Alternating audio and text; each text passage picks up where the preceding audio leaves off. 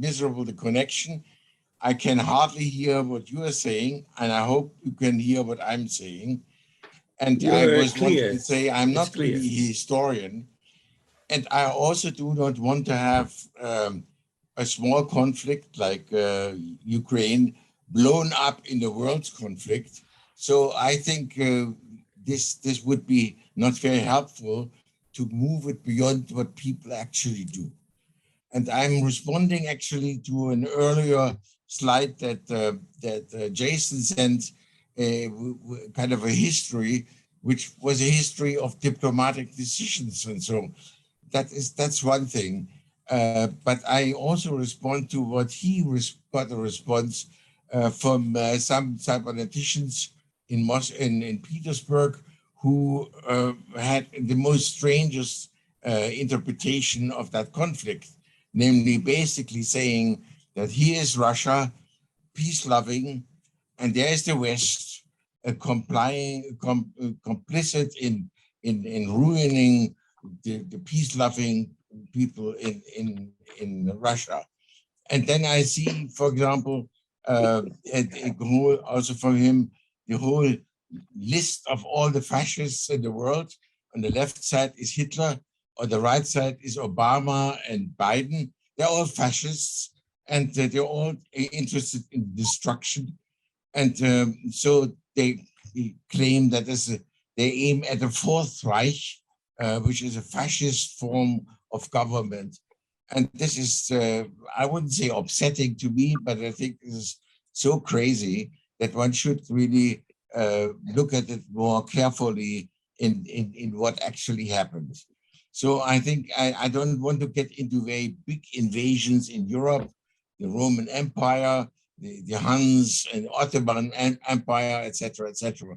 But I think I would like to start in medieval Europe, and there were three forms of governing. One is loose confederations of city-states, the Hanseatic League being one, and numerous kind of trading routes from Europe to India, changing salt on spices, etc., etc. And then there are independent city-states. And then there are kings or nobilities who encapsulate larger number of city-states and have territorial ambitions. So now the Hanseatic League to me is very interesting because it was a medieval confederation of trading cities. And they started actually with several cities in northern Germany. And you see on the left side, this was largely trading with ships. And on the right side, you see the connections. And there's, for example, I went once to Bergen in Norway, and you see this on top of the right side. It's amazing, this empire that they had built, and mainly to trade and going deep into Krakow, Poland, Russia, and the Netherlands. But the interesting part to me is that this was a loose connection of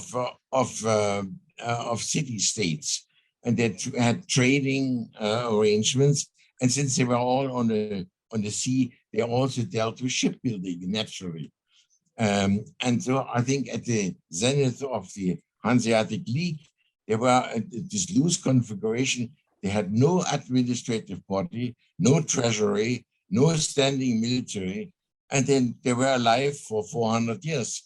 And the members enjoyed the additional benefit of being part of this trading organization. By the mid-17th century, they were too vulnerable, basically, and there were neighboring countries like England, Netherlands, and Sweden, and Russia, and they basically tried to grab whatever they could from that very successful Hanseatic legion. And so basically their principles and their ideas were slowly eroded. After the French Revolution, Napoleon wanted to carry the revolution all over Europe, and this ended basically the Hanseatic League. although there were several cities that stayed out of it. So in 1815, Napoleon was defeated, returned to France. France became relatively insignificant part of Europe, but in 1817, the French hoped to regain some European significance and started to invade the neighboring German Federation and its borders. A year later, the French were defeated with the help of Prussia, and this defeat united actually Germany under a Kaiser.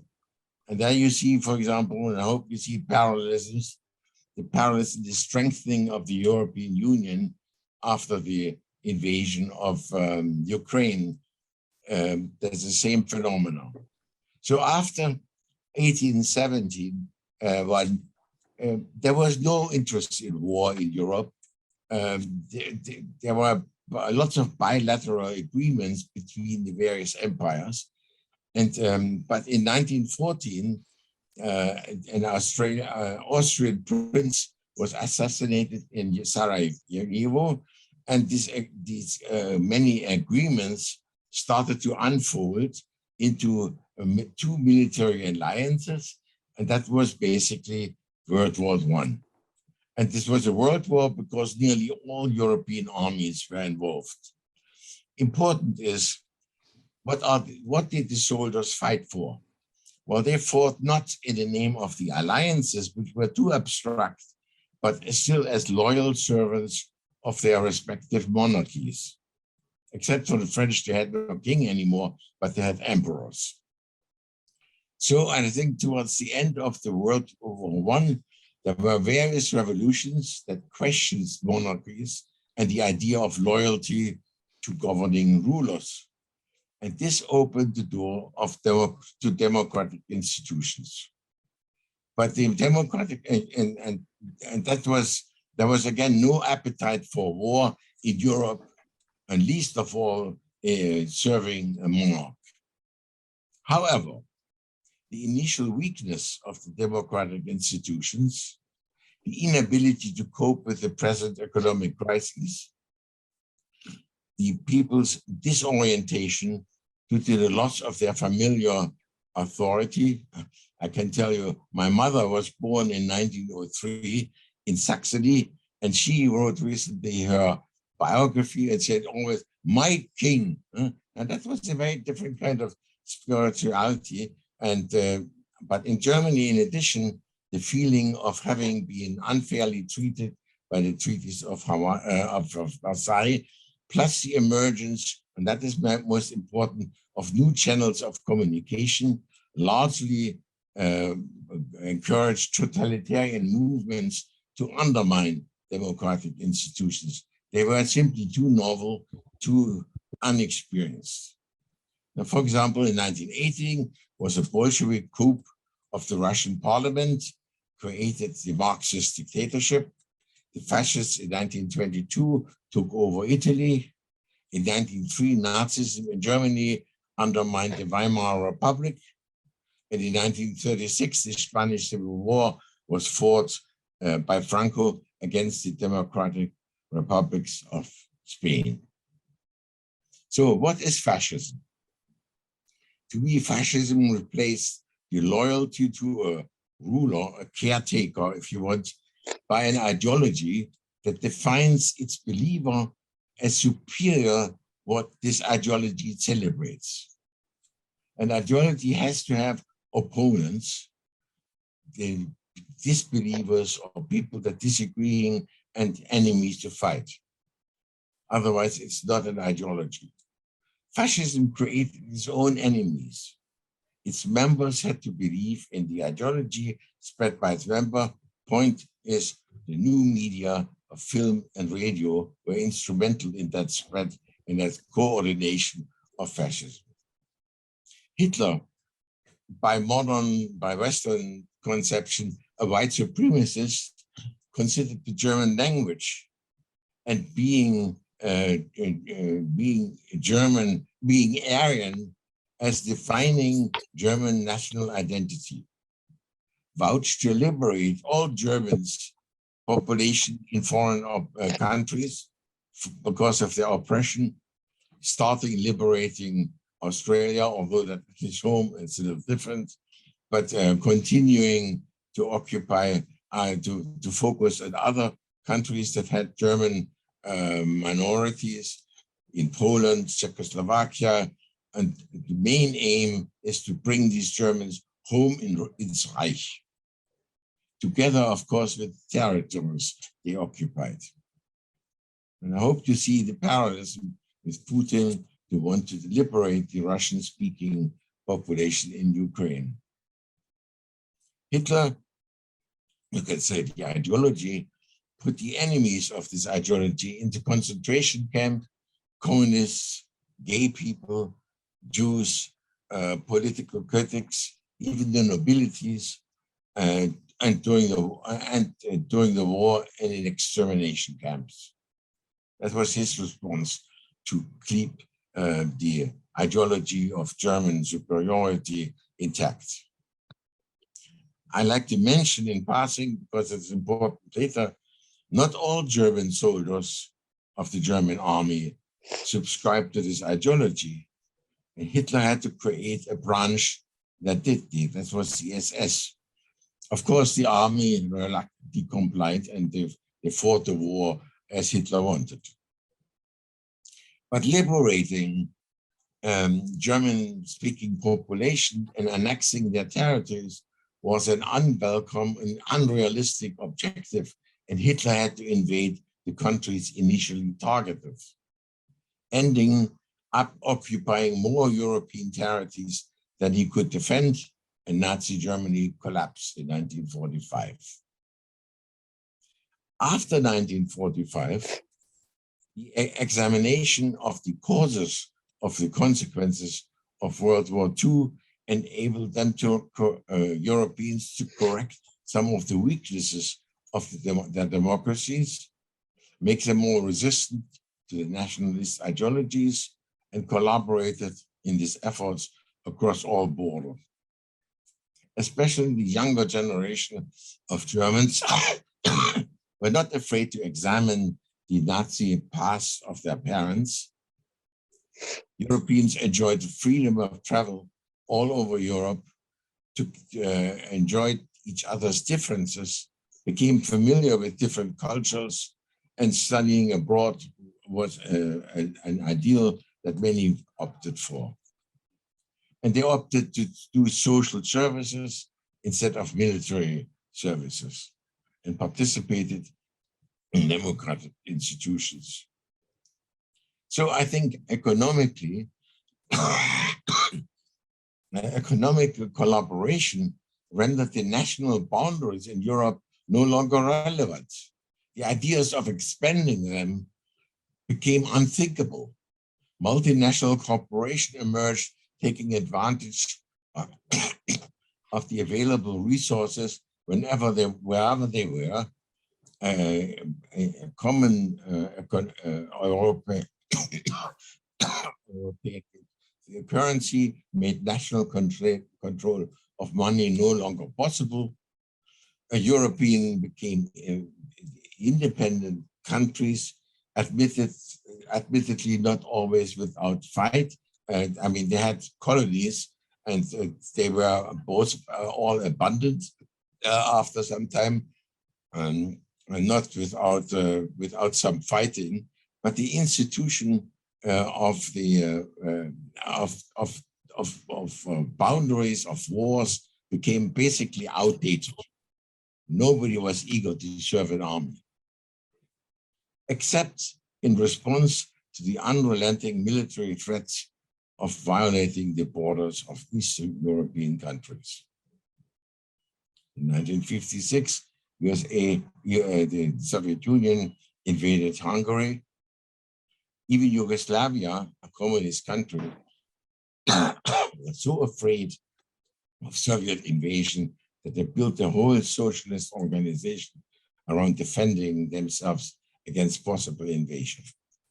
In 1968, invasion of Czechoslovakia. Between 78 and 92, Russian occupied Afghanistan, 1980, the Soviet Union invaded Poland. All of them, all of this invasion were basically to quash any effort to become independent of the existing dictatorships.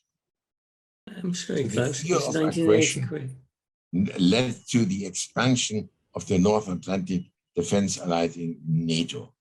It started with one thing, but it became increasingly important for them to do something about it.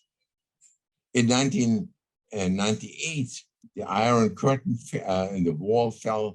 The wall between East German and West German collapsed.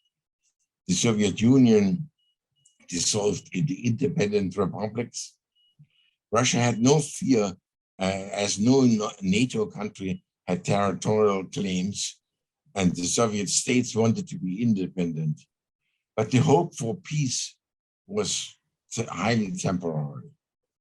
Already in the same year, 1991, Russia invaded Chechnya and fought two brutal wars against their independence. 2008, Russia invaded and to take control of part of Georgia and divided the country into two.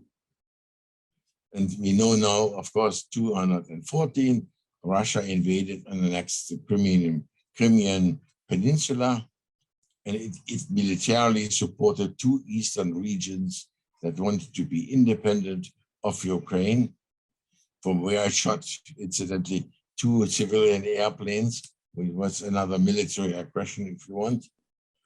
And right now, Russia is invading Ukraine again, which started at the aim of denazifying the population. But it ended up annexing Ukrainian territory, destroying civilian structures, including of the population of Russian speakers. And they caused several thousands or millions, actually, of citizens to evade to flee from their countries and find refuge in European countries. So the fear of Russia's aggression led Sweden and Finland to apply to NATO. Now, what the Russians say, it is all Americans doing. The Americans have no control over which country wants to join NATO. But the unanticipated consequences of Russian aggression is the strengthening of the European Union. And I hope you see the parallelism between 1870 French aggression and unifying Germany as a state in 1871. So let me say in short, after World War I, the European population denied blind loyalty to kings and rulers, developing democratic institutions. Fascists and other totalitarian regimes took advantage of their weaknesses. After World War I, the majority of the European population re-examined the national ideologies, questioned the national boundaries, saw no need to alter them, traveling between them, exploring cultural differences of the European people, and bonded with different European countries. It became inconceivable to have a war or, in fact, display military superiority through marches and celebration of military might. By contrast, Russia sticks to Hitler's 20th century fascist playbook by declaring to have to liberate the Russian-speaking minorities from Ukraine as oppressed and in need of unification with Russia. And it seems not to want to live. In fact, this Russian population or Russian-speaking population in Ukraine seems not at all want to live under Russian occupation, and they fight in the army. And I would say with the 21st century European philosophy. As all justifications that Russia has advanced are, in my opinion, self-serving projections. Projections what Russians would expect their opponents to do if faced what the Russians actually doing but denying it. These projections stem all from a 19-year-old mentality of fascists hoping to rule the world and saw everyone else as their enemy. Now the reawakening Russian nationalism has the same ambition. How can this madness end? There are numerous proposals, and I don't want to get into these macro ideas well, and I'd like to see what's happened on the ground.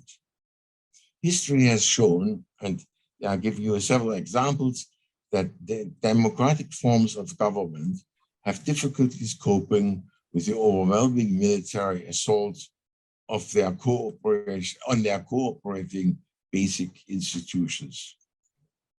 The news for Ukraine and European are not very good. In my cybernetic conception, I believe that all human beings have agency for which they are held accountable to others. If there are enough people who see no purpose in the mass destruction of what other fellow human beings have built to live in, then recruiting soldiers to a fascist army or an army with fascist goals would be difficult. So the key, in my opinion, to undermining the existing preconceptions is to make alternative sources of communication available to all stakeholders, especially Russians who do not know how they are brainwashed by lies unless their belief can be contradicted by verifiable facts, not abstractions. Alternative sources of information can introduce doubts to start, encourage validation, and when the stories of people suffering from one's actions are told reversibly, that means how one could see them oneself as being the target of the kind of actions one initiates, that creates empathy. So, and I think all social changes start with people changing their perceptions of each other. Communicating verifiable truth speak louder than ideological abstractions. And my answer to this might be somewhat idealistic, since Russia is a very strongly controlled country, is to increase the number of different voices showing, in fact, it is being done already, that particularly the younger generation in Russia, when they see the destruction that the Russian army causes in Ukraine, they get fierce and are no longer supporting the wars. And that is, I think, the answer to the practical answer to solving or dissolving some of these issues.